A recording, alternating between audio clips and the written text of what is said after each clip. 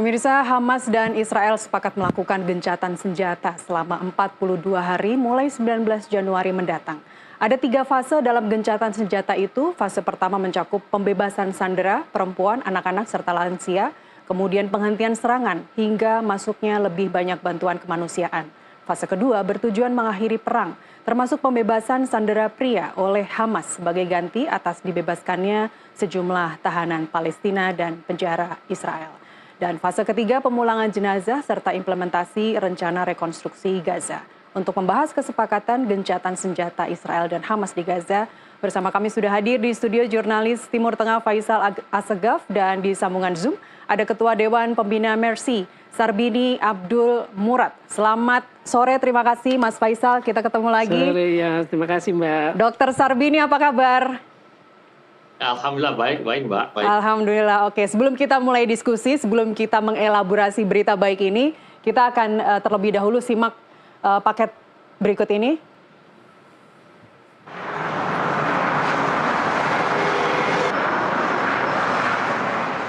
Kesepakatan gencatan senjata antara Israel dan Hamas merupakan hasil negosiasi selama berbulan-bulan yang dilakukan oleh mediator Mesir dan Qatar dengan dukungan Amerika Serikat dan terjadi menjelang pelantikan Presiden terpilih Amerika Serikat Donald Trump pada 20 Januari mendatang. The deal is structured in 3 phases. Phase 1 will last 6 weeks. It includes a full and complete ceasefire, withdrawal of Israeli forces from all the populated areas of Gaza, and the release of a number of hostages held by Hamas, including women and elderly and the wounded. Sementara itu, Perdana Menteri Qatar Sheikh Mohammed bin Abdulrahman Al Thani mengumumkan bahwa negosiator telah mencapai kesepakatan pada Rabu 15 Januari untuk gencatan senjata dalam perang Gaza antara Israel dan Hamas. يسر دولة قطر وجمهورية مصر العربية والولايات المتحدة الأمريكية الإعلان عن نجاح جهود الوساطة المشتركة بوصول طرفي النزاع في قطاع غزة إلى اتفاق بشأن تبادل الأسرى والرهائن والعودة إلى الهدوء المستدام وصولا لوقف دائم لإطلاق النار بين الجانبين، بالإضافة إلى إيصال كميات مكثفة من المساعدات الإنسانية والإغاثية للأشقاء الفلسطينيين في قطاع غزة. Kesepakatan itu menguraikan fase gencatan senjata awal selama 6 minggu dan mencakup penarikan bertahap pasukan Israel dari Gaza dan pembebasan sandera yang ditahan Hamas dengan imbalan tahanan Palestina yang ditahan Israel. والله احنا فرحانين كثير انه الهم والحزن والقصف والموت اللي صار فينا انه خلص بطل، صار وقف، وانه حنرجع بلادنا، حنرجع لاهلنا في بيت حنون وفي غزه والشمال، ونشوف اهالينا اللي ضلوا غاده، ونشوف حياتنا، نرجع حياتنا القديمه وننبسط ونعيش زي ما كنا اول. ان شاء الله ربنا يعني تتم هذه الصفقه وتتم على خير ان شاء الله. يعني هي الواحد يعني في ناس كثير فقدناها، غادرتنا بدون وداع بدون عناق، لم نرى جثمانها، لم نرى قبورها، حتى قبورها اللي دفنت فيها بعثرتها الدبابات وحرقتها. احنا مش عارفين كيف احنا لما نرجع على الشمال كيف بيكون وضعنا، ايش اللي بدنا نشوفه يعني.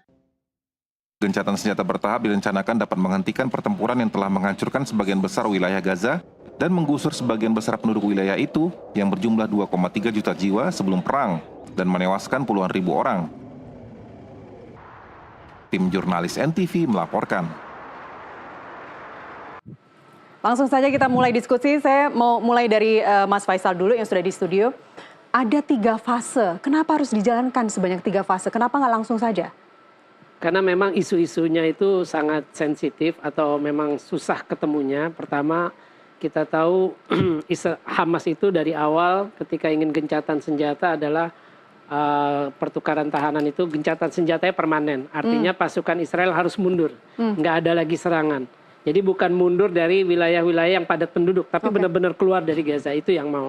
Tapi kan kalau Israel sejauh ini selama ini kan menyatakan bahwa mereka hanya mau mundur dari wilayah yang ada penduduk, jadi ke wilayah tetap di dalam Gaza. Karena terakhir saya dapat informasi itu dalam inti kesepakatan itu ada buffer zone di dalam wilayah Gaza untuk pasukan Israel. Itu sejauh 700 meter dari perbatasan dari Israel dengan Gaza. Nah, ini yang tidak dimaui oleh Hamas. Dan jangan lupa ini kan kesepakatan gencatan senjata ini baru diumumkan oleh Qatar, disetujui Hamas, kemudian diumumkan oleh Presiden Biden, tapi Israel masih harus melakukan voting di rapat kabinet keamanannya. Nah itu hari ini. Dan tadi saya cek kabar terakhir masih ditunda karena kantor Netanyahu mengklaim bahwa Hamas menolak sebagian kesepakatan, isi kesepakatan. Jadi yang mundur mana aja lagi. tuh? Yang mana aja? Itu belum dijelaskan dari. Ini kan skenario sebenarnya sudah dari Oktober ya, berlarut-larut. Menurut Anda apakah memang dilalui dengan 3 fase itu? Kemudian apakah ada perubahan-perubahan dari kesepakatan yang awalnya yang sudah dimulai pada Oktober? Saya kira kalau saya sih masih ragu ya, apakah kesepakatan gencatan senjata ini bisa berjalan dengan baik. Kenapa? Karena pertama Israel belum memutuskan rapat kabinet keamanan. Kedua, tujuan perang yang dilontarkan Netanyahu adalah menghabisi Hamas. Terus juga kemudian Hamas tidak boleh ada lagi di sana, tidak boleh ada lagi kelompok bersenjata yang mengancam keamanan Israel. Artinya termasuk IDF juga ditarik mundur semua? Enggak, ini tujuan yang ditetapkan oleh Netanyahu. Nah ini dengan terjadinya kesepakatan gencatan senjata yang sudah diumumkan, walaupun Israel belum menyatakan persetujuan karena masih harus rapat kabinet keamanan itu, sebenarnya belum ada tujuan dari perang Netanyahu yang tercapai. Nah, ini kan masih rawan. Artinya kita tahu semalam itu pasukan Brigade Izzuddin Al-Qassam udah mulai parade di kota Gaza. Artinya kan ini belum dilaksanakan aja Al-Qassam udah langsung show up kan istilah pasukannya. Tapi show off itu sendiri tujuannya apa menurut Anda? Ya ini merupakan kemenangan buat Hamas. Kenapa kemenangan? Ya itu tadi 3 tujuan itu menghabisi Hamas dan kelompok milisi lainnya, terus menjadikan Gaza bebas dari kelompok militan, dari kelompok yang dianggap mengancam, terus juga ingin Gaza itu jadi pemerintahan sipil tanpa ada Hamas, itu kan tidak tercapai yang diinginkan oleh Netanyahu. Saya menangkap keraguan Mas Faisal. Mungkin Anda juga sudah mendalami sejarah Timur Tengah dari dulu. Jadi beberapa kali Israel juga mengingkari kesepakatan yang sudah dilakukan. Saya menangkap kekhawatiran atau keraguan itu masih ada di diri Anda. Saya ke Dr. Sarbini deh. Apakah Anda juga tidak seoptimis itu menangkap kesepakatan gencatan senjata yang akan dilaksanakan tanggal 19 Januari waktu sempat mendatang? Begini Mbak, apa yang dikatakan oleh Mas Faisal tadi itu adalah sejarah yang kita lihat apa yang dilakukan oleh Israel.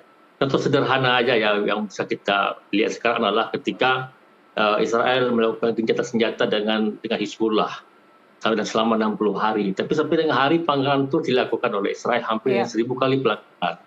Jadi pengalaman yang hari ini, kemudian yang beberapa bulan yang lalu, banyak senjata-senjata yang dilanggar oleh Israel, maka tentu ada skeptisme dari sebagian orang melihat bahwa apakah ini benar, apakah ini serius nggak Israel bisa melakukan gencatan senjata.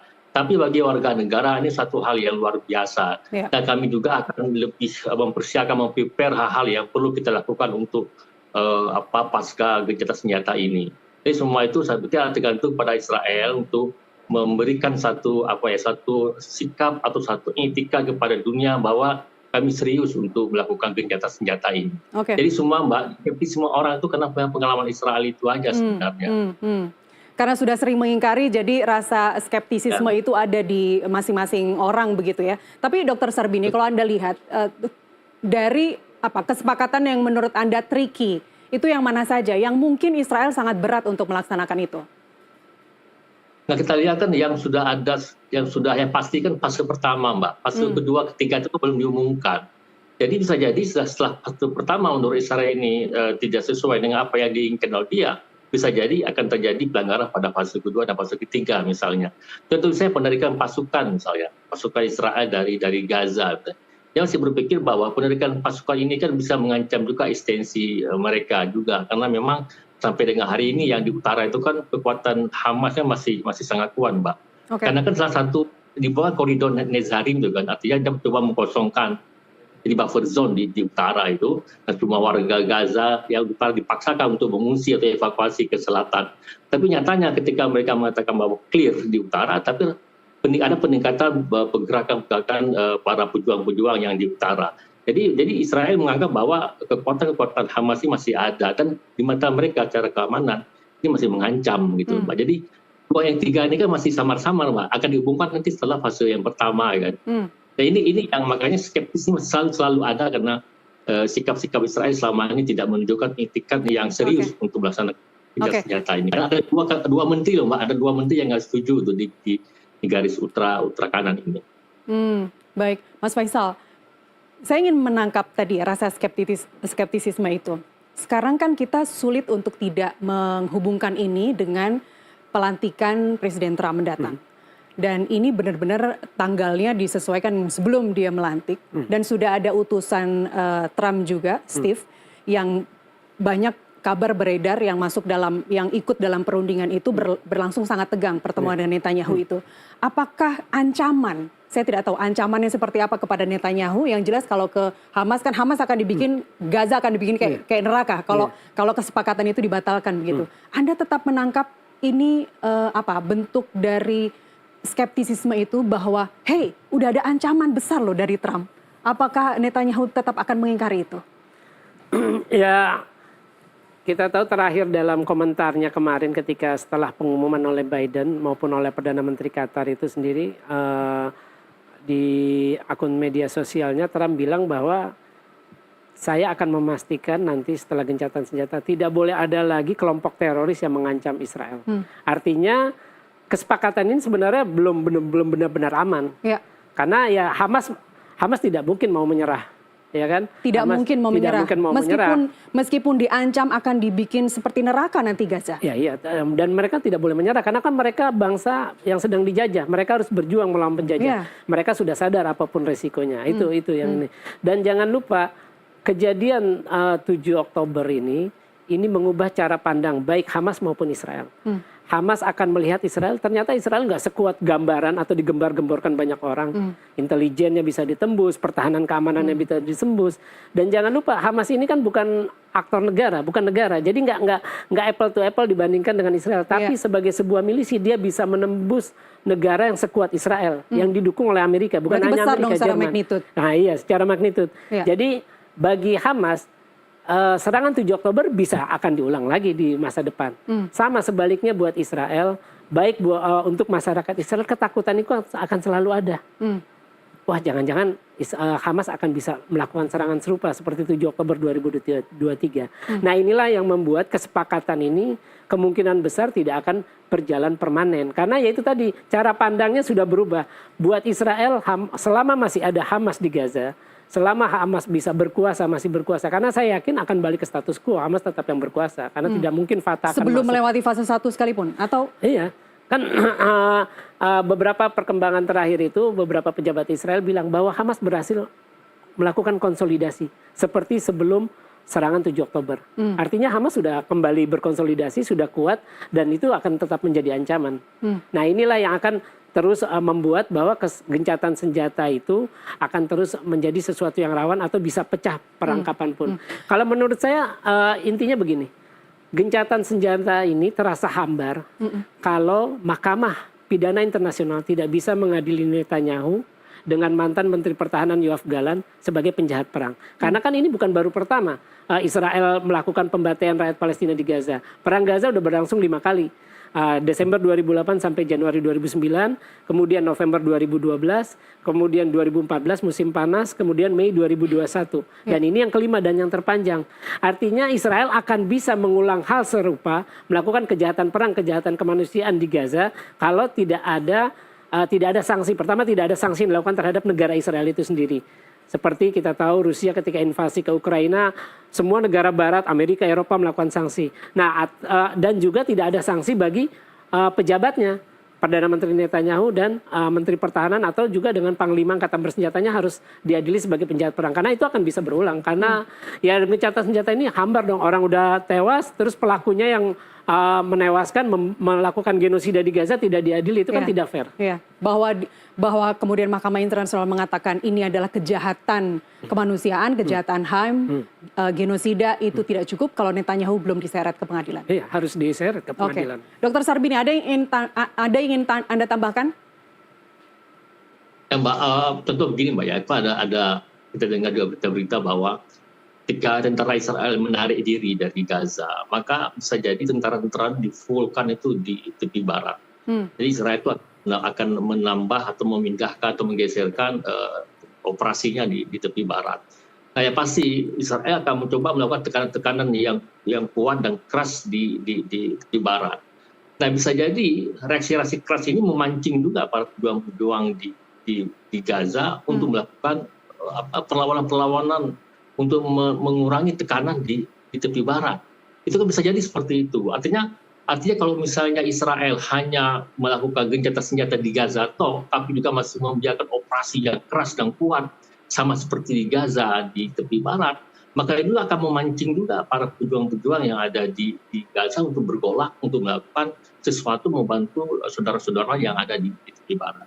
Terus yang kedua, Mbak, bahwa salah satu permintaan dari Hamas adalah untuk mengembalikan jenazah dari Yahya Sinwar, itu kan nggak diikuti oleh Israel. Nah, kemudian bisa jadi ke depan nanti itu adalah tawanan itu yang memang ditangkap, dilepasi sekian, ditangkap balik sekian banyak orang-orang dari Barat atau dari Gaza. Ini bisa juga hal seperti ini memancing. Kadang-kadang Israel tidak memulai, tapi memancing orang untuk memulai. Setelah itu dia mengatakan bahwa, loh ini kan kalian yang melakukan serangan. Tapi dia memancing dengan sangat kuat dengan cara-cara yang biasa kita lihat. Tadi bagaimana misalnya beberapa dokter itu ditangkap, misalnya dibawa ke penjara Israel. Kemudian dilepas sekian, ditangkap yang lain. Ini kan bisa memancing pejuang-pejuang yang ada di Gaza untuk melakukan balasan. Oleh sebab itu maka komitmen ini harus ada yang kawal, Mbak. Ada yang kawal. Siapa yang kawal? Kalau misalnya saya melakukan pelanggaran, siapa yang menegur? Siapa yang memberi sanksi misalnya? Kalau misalnya menyerahkan semua kepada Israel. Siapa menurut Anda, Dokter? Ya? Siapa menurut Anda? Ya, saya pikir yang paling tepat ya negara-negara inisiator ini, bisa Mesir, bisa Qatar, Pak, atau misalnya juga Amerika. Tapi harus benar-benar jadi mediator yang adil. Jadi kalau misalnya seperti diserahkan semua kepada Israel, ya saya pikir kita masih meragukan bahwa apakah Israel akan benar-benar untuk mengikat komitmen perjanjian gencatan senjata ini, Mbak. Baik. Dokter Sarbini, Anda bertahun-tahun di Rumah Sakit Indonesia di Gaza. Seperti apa kabar Rumah Sakit Indonesia saat ini? Nanti kita akan bahas di segmen berikutnya. Pemirsa, tetaplah bersama kami kembali usai jeda.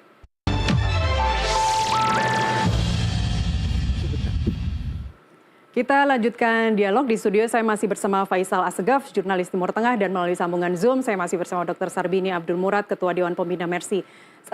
Menyambung pertanyaan tadi sebelum break, Dr. Sarbini, apa kabar Rumah Sakit Indonesia saat ini? Ya, Rumah Sakit Indonesia sekarang udah kolaps, ya, udah kolaps. Cuma ada beberapa dokter yang dokter lah yang masih bertahan di sana. Setelah mereka dipaksakan untuk evakuasi, mereka tetap bertahan. Itu sama-sama ketahui, Mbak, ya, sama kita ketahui bahwa ada 3 rumah sakit di utara itu, sama Rumah Sakit Indonesia, Rumah Sakit Kamal Adwan, kemudian Rumah Sakit satu lagi namanya. Dan Rumah Sakit Indonesia yang satu-satunya masih eksis pada hari ini, dan itu pun dengan serba keterbatasan. Nah, artinya mereka bertahan di sana karena masih ada warga Gaza yang masih membutuhkan pertolongan dari dokter-dokter yang ada di Rumah Sakit Indonesia. Nah, oleh sebab itu pada hari ini, Mbak, solar nggak ada lagi, obat-obatan nggak ada lagi, semua itu pada minus karena memang Israel memblok sehingga tidak ada bantuan-bantuan yang masuk ke utara, terutama obat-obatan. Artinya bahwa rumah sakit ini masih berfungsi seperti layaknya rumah sakit meskipun terbatas operasionalnya, itu benar, sekaligus mengikis dugaan bahwa Rumah Sakit Indonesia sekarang diduduki atau menjadi markas Hamas, tidak benar ya? Iya, dulu bukan Hamas ya, dulu memang Israel pernah duduki Mbak, bahwa beberapa minggu ya setelah kita protes rame-rame mereka keluar, dan tuduhan Israel itu dari awal, sejak awal tuh ada terowongan segala macam, itu semua tidak benar, Mbak. Memang kita dari awal sudah mengestimasi bahwa Israel akan melakukan serangan. Tapi sebelum Israel melakukan serangan, dia melakukan menjustifikasi dulu dengan tuduhan-tuduhan segala macam, tuduhan-tuduhan itu untuk melakukan tindakan-tindakan yang ilegal. Nah, setelah mereka tindakan ilegal, dia perlu dukungan internasional. Seakan-akan mengatakan bahwa ya kami kan melakukan itu kan karena ada ini. Baik. Jadi setelah ada berapa relawan Mercy yang masih ada di Gaza sekarang atau relawan dari Indonesia, khususnya dari tenaga kesehatan saat ini, Dr. Sarbini? Untuk sekarang memang tinggal cuma satu ya, LO Mbak Marisa tinggal LO, dan memang kita merencanakan sekitar tanggal 23 itu untuk mengirim yang ke-7, IMT yang ke-7, Mbak. Jadi kita ini terus mengirim secara bergelombang dokter-dokter yang di bawah WHO. Oleh sebab itu maka Mercy adalah salah satunya NGO di Indonesia yang bisa masuk ke Gaza karena memang kita bekerjasama dengan WHO, kita berkolaborasi dengan WHO.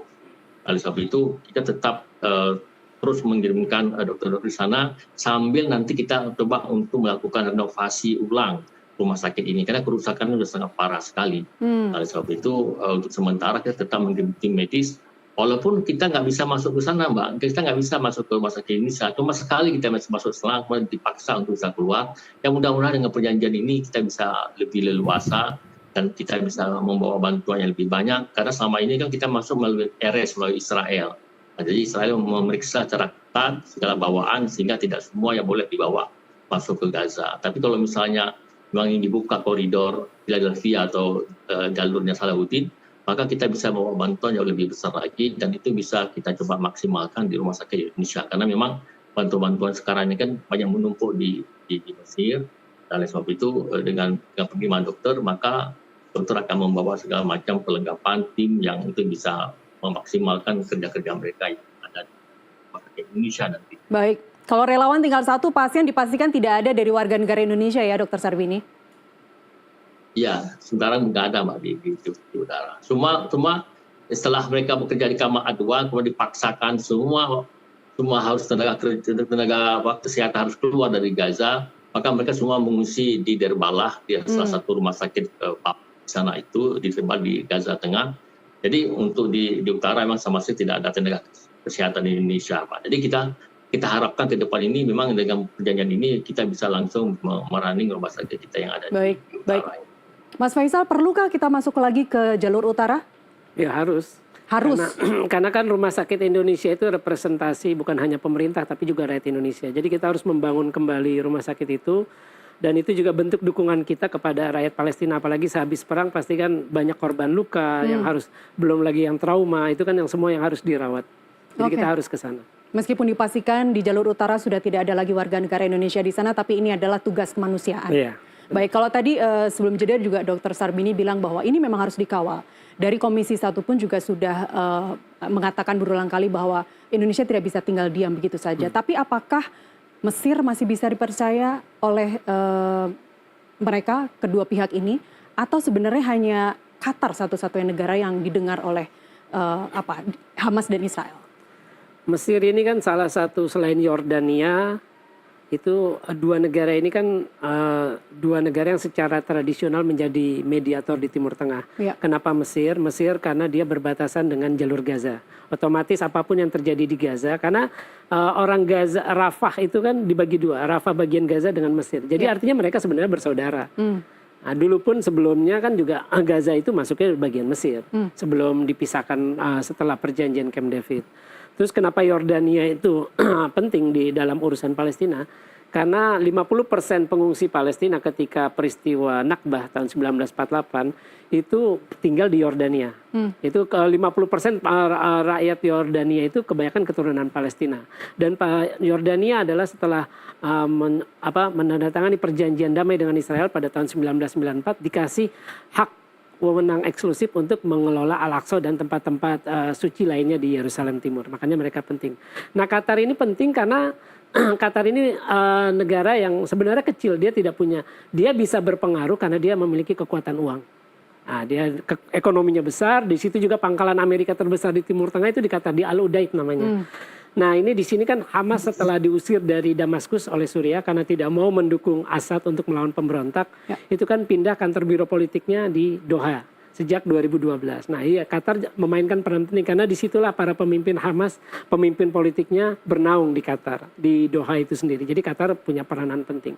Dan saya kira Qatar sukses. Kita tahu ketika Taliban pun, kantor politik Taliban ada di Doha. Qatar pun juga memainkan peran penting dalam proses perdamaian antara Amerika dengan Taliban. Jadi Qatar ini punya peranan sangat penting. Yaitu tadi dia punya, dengan kekuatan ekonomi yang sangat besar, dia bisa bermain politik karena ya ada dukungan ekonomi itu sendiri. Jadi memang negara yang punya duit banyak itu lebih didengar ya, lebih berkuasa, lebih didengar. Nah, tapi kalau kita bicara Qatar, kalau Mesir, kan dalam hal ini parsial saja, yang percaya sama Mesir itu hanya Israel. Hamas nggak mau percaya sama Mesir. Bagaimana Mesir bisa menggaungkan kekuatannya untuk mengawal atau menjadi negosiator yang bisa mengawal kesepakatan gencatan senjata ini? Saya kira Mesir itu tidak bisa ditinggalkan dalam soal isu Gaza. Tapi masihkah bisa dipercaya oleh Hamas? Ya mau nggak mau, karena itu pintu keluarnya. Karena kan untuk rakyat Gaza, untuk keluar lewat Israel itu kan udah sejak di blokade 2007, orang Gaza itu tidak bisa ke tepi barat. Dia kan harus lewatnya lewat Israel, lewat RS. Nah, cuma kalau orang Gaza mau ke dunia luar, ya belanjanya ke Mesir, lewat Mesir. Karena Mesir yang berbatasan darat, selebihnya kan Israel. Ataupun Yordan, tapi juga di tepi barat, bukan Gaza. Ya mau nggak mau memang harus dipercaya, seperti itu. Nah kan ini kan, Mesir ini kan bisa berhubungan dengan Israel karena dia punya hubungan diplomatik dengan Israel. Nah minimal istilahnya di Israel itu punya istilahnya Mesir itu sebagai istilahnya perantaranya dialah untuk berhubungan dengan Hamas. Oke. Lalu di mana peran Indonesia dalam hal ini? Bagaimana kita bisa mengawal gencatan senjata ini? Kalau dilihat apakah Indonesia bisa berperan langsung, itu sebenarnya Indonesia tidak terlalu berpengaruh ya. Dalam kan selama ini kan kita tahu Jokowi udah nemui Biden bahwa meminta Biden menekan Israel, itu kan gagal.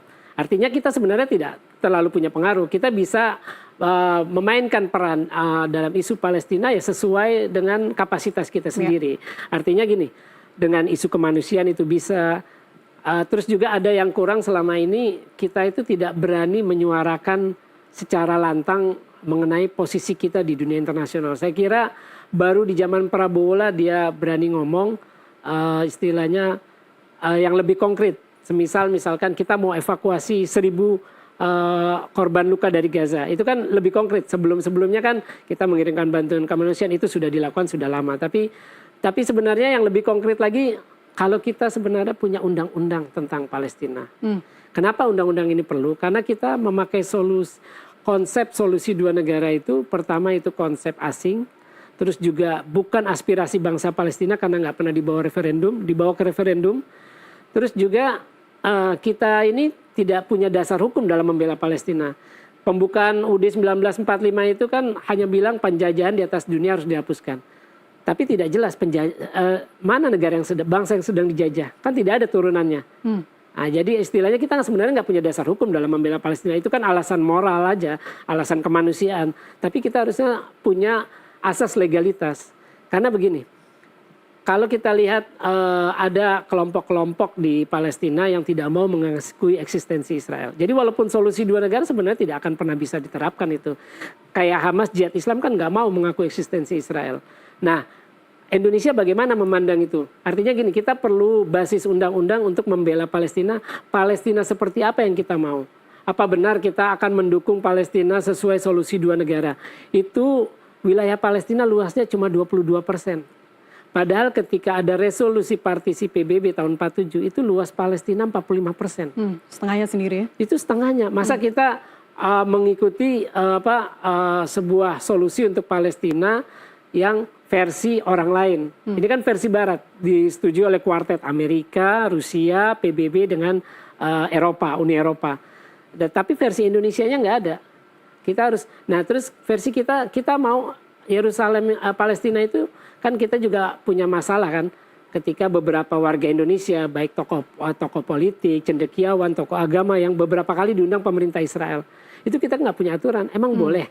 Kita nggak punya hubungan diplomatik, kita menganggap Israel sedang menjajah Palestina, itu kan sedikit banyak akan menyakiti orang Palestina. Tapi bukannya itu justru mencederai politik kita yang bebas aktif yang non-blok? Maksudnya? Kita tidak berpihak kepada blok manapun? Ya saya kira untuk urusan kemanusiaan dan jelas dalam pembukaan UUD 1945 penjajahan di atas dunia harus dihapuskan karena tidak sesuai perikemanusiaan dan perkeadilan, ya kita harus berpihak kepada Palestina. Karena Palestina kan bangsa yang sedang dijajah, yang sedang ditindas. Tapi sampai saat ini belum pernah ada pemimpin Indonesia menginjakan kaki di wilayah Palestina. Saya kira kalau misalkan gencatan senjata berlangsung lama, ya saya kira ya Prabowo layak untuk datang ke sana untuk menyuarakan lebih lantang langsung di lokasi lah, bukan dari meja konferensi atau dari jauh. Oke, itu menjadi kekuatan simbolik kalau sampai berada di sana. Kalau usulan dari Komisi 1 Mas Faisal, Indonesia bisa menginisiasi digelarnya OKI, misalnya sidang istimewa OKI, kemudian di situ membuat kesepakatan dengan negara-negara OKI untuk membuat peta jalan pemulihan Palestina. Ini menurut Anda terlalu panjang? Ini seolah-olah kita langsung loncat ke fase ketiga setelah gencatan senjata itu terjadi? Atau sebenarnya ini bisa langkah untuk memulai dulu? Sebenarnya dunia ini sebenarnya bingung setelah perang Gaza ini. Dunia itu bagian yang mana? Masyarakat internasional termasuk OKI sendiri.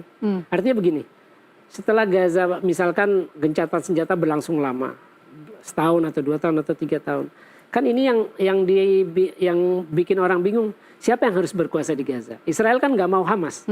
Trump terakhir di media sosialnya setelah pengumuman gencatan senjata, nggak boleh ada lagi kelompok militer yang mengancam Israel. Artinya dia nggak mau ada Hamas di sana. Nah terus solusinya seperti apa? Jadi Jalur Gaza untuk siapa? Nah, jalur Gaza itu untuk siapa nih? Siapa yang pantas berkuasa? Fatah. Hamas pasti nggak mau.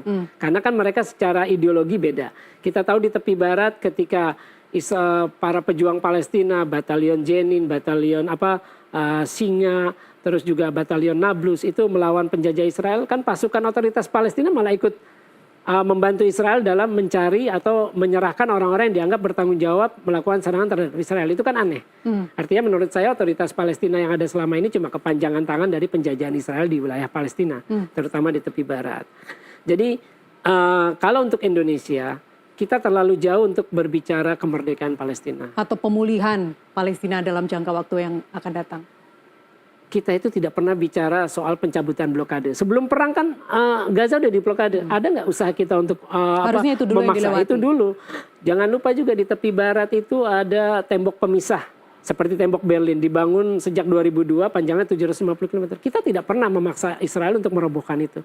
Jadi kita tuh terlalu jauh ketika kita berbicara, oh kita mendukung solusi di negara Palestina merdeka dan berdaulat. Padahal ada fakta-fakta yang saat ini yang seharusnya lebih prioritas ketimbang ngomong itu, karena buat saya juga ya Palestina cuma negara hayalan, nggak akan mungkin pernah adalah negara Palestina merdeka dan berdaulat. Jadi ketika ada kesepakatan akan dimulai gencatan senjata tanggal 19 waktu setempat, itu yang semua orang bersorak gembira, Anda tidak merasakan kegembiraan itu. Anda tetap merasakan getir dan tetap merasakan skeptisisme. Iya, itu artinya gini. Kita itu seperti sirkulasi aja. Kan perang bukan baru. Perang, gencatan senjata selesai setelah berapa tahun perang lagi. Kita lihat 2009 ke 2012 3 tahun. 2012 ke 2014 itu 2 tahun. 14 ke 2021 7 tahun. 2021 ke 2023 cuma 2 tahun. Dan itu sejarah berulang terus ya? Terus berulang. Masa kita mau begitu? Ntar kalau udah gencatan senjata, diem lagi. Seolah-olah Palestina persoalannya hanya ketika pembantaian doang. Ada pembantaian semua berteriak. Harusnya kan bukan itu yang dilakukan. Harusnya lebih dari itu. Dan saya kira Indonesia punya kapasitas untuk melakukan itu. Tapi bukan sampai Palestina merdeka. Yang dekat-dekat dulu. Paksa Israel cabut blokade. Dan saya kira Prabowo bisa menggunakan isu itu. Dengan berkunjung ke sana dia itu udah menunjukkan kita bisa nembus blokade yang sedang dilakukan Israel. Kita bisa sebenarnya, kita bisa kalau ada kemauan.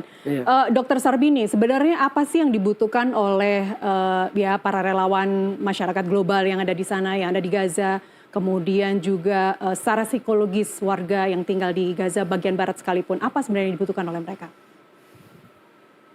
Ya sekarang memang semua dibutuhkan, Mbak. Nggak ada yang prioritas, semua dibutuhkan. Dia menarik konstruksi Gaza, membangun perumahan, kemudian bantuan makanan, obat-obatan, listrik segala macam, semua dibutuhkan. Nggak tahu kita yang mana prioritas yang pertama, yang kedua, Mbak. Karena memang perang begitu lama, korban begitu banyak, ya luka-luka berjibun sekali, lalu kemudian blokade dari selatan, dari utara. Jadi sekarang pada hari ini memang salah satu memang klausul perjanjian itu kan adalah untuk memberikan peluang sekitar 500 truk untuk masuk ke Gaza. Itu memang sangat dibutuhkan sekali, Mbak. Jadi memang ini yang kita harapkan sekali bahwa agar perjanjian ini bisa direalisasi, terutama bantuan internasional. Jadi secara kemanusiaan itu, Mbak. Belum lagi ada dukungan politik untuk menstabilkan perjanjian ini sehingga tidak ternodai, tercederai oleh Israel. Dan oleh sebab itu kita juga minta kepada Indonesia. Pagi sekarang Indonesia kan ada dokter-dokter, Mbak. Ada dokter-dokter yang bekerja di Rafah, di Rafah Mesir kalau nggak salah saya itu. Dan sebetulnya komitmen Indonesia juga begitu tinggi untuk membangun atau merekonstruksi Gaza. Tidak semua diskusi kami dengan Ketua Basnas, beliau juga akan memprioritaskan untuk membangun satu kayak pemukiman dan satu kompleks Indonesia di situ. Oleh sebab itu inilah kesempatan bagi kita semuanya untuk sama-sama kita untuk membantu ulang, dan juga kita sangat meminta kepada pemerintah Indonesia. Kami meminta khusus melalui ini seperti didengar oleh Menlu bahwa agar Indonesia bisa melakukan pendekatan persuasif dan diplomatik dengan Mesir agar memberikan akses kepada relawan-relawan Indonesia khususnya agar bisa masuk ke Gaza. Dan ini kendala kita selama ini, Mbak. Jadi kenapa Mercy bisa masuk ke Gaza? Ini tidak bukan karena kita di bawah payung ya, bukan rekomendasi atau dukungan atau bantuan daripada pemerintah. Nah, untuk ke depan kita minta kepada Menlu sekarang ini untuk bisa melakukan pendekatan dengan instan dengan baik pada Mesir agar meyakinkan Mesir sehingga relawan-relawan Indonesia yang ada minat untuk membantu saudara-saudara yang ada di Gaza ini bisa dikasih akses. Apalagi bisa teman-teman wartawan atau nanti Bang Faisal bisa masuk juga ke Gaza tanpa ada hambatan dari pihak keamanan. Karena gitu, tapi masuk apakah Gaza nggak ada tidur. Kalau itu terjadi, lobby dari Menlu sekarang berhasil kita bisa masuk Mesir, apakah para relawan Indonesia masih berkeinginan untuk sampai ke sana? Apakah jurnalis bisa dengan aman untuk memasuki jalur Gaza? Ya pasti Mbak, sekarang ini masih dibutuhkan, bukan berarti setelah perjanjian senjata ini semua tugas sudah selesai, ini masih panjang, cerita Gazanya masih panjang Pak. Jadi saya pikir kalau misalnya Menlu tidak mampu untuk meyakinkan ini, saya pikir Presiden bisa melakukan langkah-langkah selanjutnya. Karena saya pikir Prabowo orang ini berani, dia berani bisa telepon langsung. Nah, ini saya pikir ini dari di media ini kami minta kepada Pak Menlu untuk bisa melakukan. Ini pengalaman kita Mbak ya, bagaimana sulitnya kita masuk. Ya, kita bicara pengalaman Dr. Sarbini dan juga Mas Faisal yang pernah ke jalur Gaza bagian utara sekalipun, usai jeda maghrib berikut ini. Kami kembali saat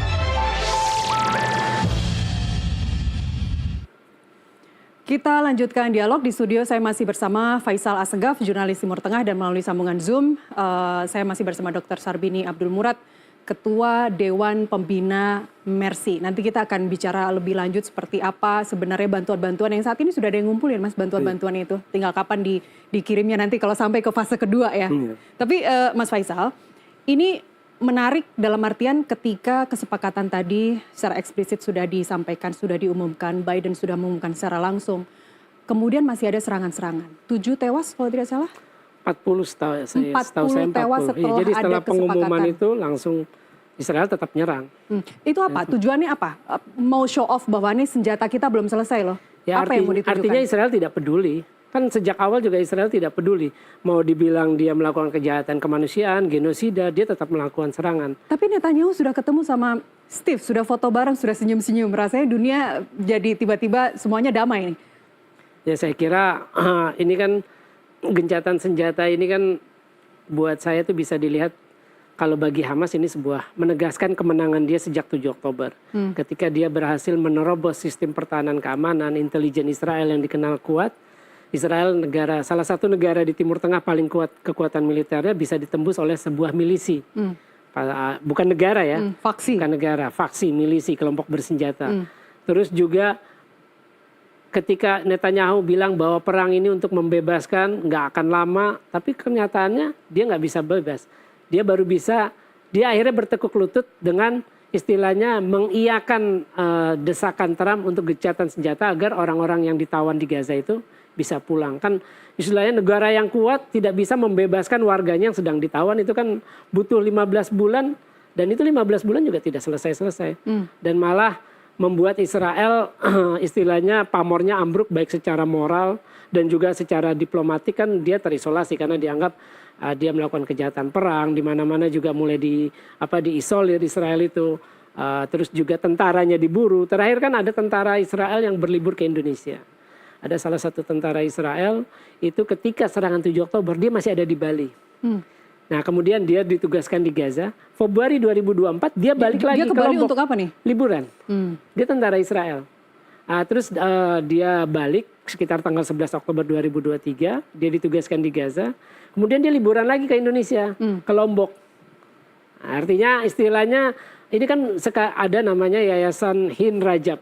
Hin Rajab ini berkantor di Belgia, dia yang sedang memburu tentara-tentara Israel. Jadi terakhir itu ada tentara Israel di Thailand, dan Hin Rajab sudah mengajukan permohonan kepada pemerintah Thailand, aparat keamanan Thailand untuk menangkap tentara ini dengan tujuan ikut melakukan kejahatan kemanusiaan di Gaza. Terakhir itu ada di seorang jenderal, dia di Italia, itu juga sudah diajukan, tapi kan Aparat notice gitu iya, bentuknya. notice untuk arrest notice supaya ini ditangkap karena kan dia termasuk tentara Israel ikut berperang di Gaza, ikut bertempur di Gaza. Itu tentara-tentara yang masih aktif. Tentara yang masih aktif. Dan apakah tentara-tentara lainnya yang saat ini ada keinginan atau sudah secara eksplisit menyampaikan bahwa mereka akan menolak untuk dideploy ke Israel lagi misalnya? Dideploy ke Gaza? Sebenarnya itu udah lama sih, karena kan mereka ketakutan juga. Karena istilahnya mereka tujuannya untuk membasmi Hamas, tapi 15 bulan sampai sekarang Hamas masih bisa melawan kok. Iya, 40 tewas. Iya, masih bisa melawan, baik di bahkan di utara mereka melawan, di Bait Hanun, di Jabalia, sniper baik Brigade Al-Qassam maupun Brigade Al-Quds masih bisa beroperasi di sana. Oke. Dr. Sarbini, kalau tadi Mas Faisal bilang ya Israel ini nggak peduli, Anda setuju setengah hati atau nggak peduli sebenarnya? Ya dua-dua kali ya Mbak ya, dua-dua tuh. Karena Derajatnya beda dua-duanya. Ya artinya mereka nggak peduli, mereka juga sepertinya ada kuasa mereka membantai ya. Artinya mereka memvideokan dan menampakkan pada dunia bahwa itu kan mereka bahwa nggak ada hati itu kan. Jadi roh hati itu kan pasti tidak akan melakukan secara terbuka gitu loh, kayak kekuasaan gitu loh. Nah maka oleh sebab itu apa yang dilakukan Israel memang di luar nalar seperti kata Pak Prabowo itu. Dia kan seperti kok ada negara peradaban sekarang ada orang yang melakukan seperti itu. Sulit kita pahami Mbak, bagaimana misalnya organ-organ tubuh yang mati diambil misalnya, gimana anak-anak kecil dibiarkan, aduh pokoknya nalar kita yang sehat itu nggak bisa memahami itu. Jadi mereka bahwa nggak punya hati Mbak, itu mereka nggak punya hati. Jadi rasa bersalah itu yang nggak ada. Maka oleh sebab itu ke depan nih Mbak, ke depan memang itu harus dievaluasi semua hubungan negara dengan Israel. Artinya seperti dikatakan oleh Pak Faisal tadi pada awal bahwa ICG itu harus melaksanakan tugas dengan cepat untuk menangkap. Dan yang penting juga ke depan setelah Trump dilantik, setelah resmi jadi Presiden Amerika Serikat, apa yang akan terjadi menurut Anda? Ya seperti Trump ini kan presiden yang paling pro Israel dari semua presiden menurut saya. Setelah Harry Truman. Kenapa Harry Truman itu paling pro? Karena 11 menit setelah deklarasi berdirinya Israel oleh David Ben-Gurion, Amerika menjadi negara pertama yang mengakui Israel sebagai sebuah negara. Hanya butuh 11 menit. Nah, Trump ini presiden yang paling melakukan prestasi, membuat sejarah buat Israel, menguntungkan Israel. Dia mengakui Yerusalem baik barat maupun timur pada 6 Desember 2017 sebagai ibu kota Israel. Dan dilanjutkan dengan pemindahan kedutaan besar Amerika dari ibu kota Tel Aviv ke Yerusalem.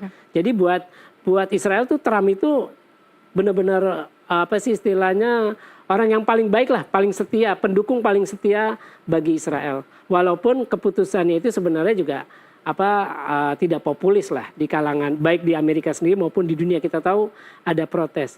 Nah sebenarnya yang saya inginkan ya ketika kejadian seperti itu Presiden Indonesia harus berani ngomong. Nah ini yang saya lihat di Prabowo ada potensi untuk itu. Bahwa ngomong sudah beberapa kali menampakkan dukungan ke Palestina tapi tidak pernah sampai konkretnya. Ya, nah dengan misalkan gencatan senjata ini berlangsung lama, setahun 2 tahun. Kalau permanen kan kita nggak tahu. Ada masanya lah. Kalau belajar kan ada 2009 ke 2012. Permanen itu artinya bukan untuk selamanya. Bukan untuk selamanya. Bukan untuk selamanya. Iya, kalau misalkan itu agak lama ya, Prabowo harus membuktikan omongannya dia akan mengevakuasi 1.000 korban luka.